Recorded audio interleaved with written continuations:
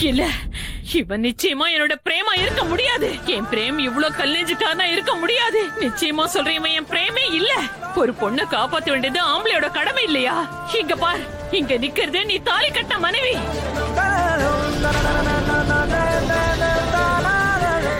நான் என்ன சொல்றேனே உனக்கு புரியலையா?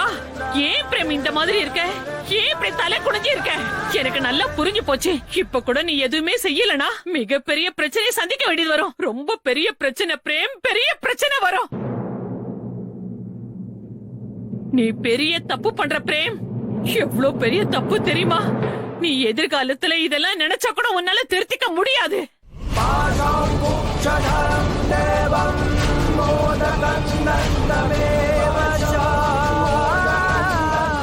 நான் ஒரு பெரிய தப்பு பண்ணிட்டேன் பாட்டி.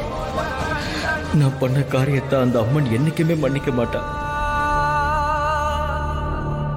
சீமா, அது இன்னைக்கு என்னால மறுபடியும் ஒரு பெரிய தப்பு நடந்துருச்சு. நேற்று ராத்திரி என்னால நம்ம வீட்டை சேர்ந்தவங்க வெளியே போக வேண்டியதாயிடுச்சு. அதனாலதான் கொஞ்சம் கவலையா இருக்கேன். பிரேம் ஏதோ ஒரு பெரிய தப்பு பண்ணிருக்காரு, அதனாலதான் இப்படி அமைதியா இருக்காரு. ஆனா பிரேம் ஏன் இப்படி பண்றாரு? என்ன தப்பு பண்ணாரு?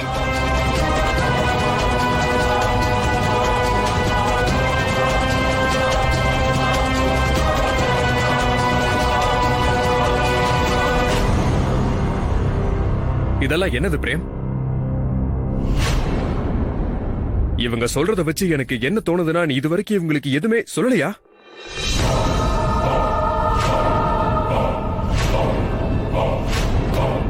நீ ரொம்ப பெரிய தப்பு பண்ணிக்கிட்டு இருக்க பிரேம்.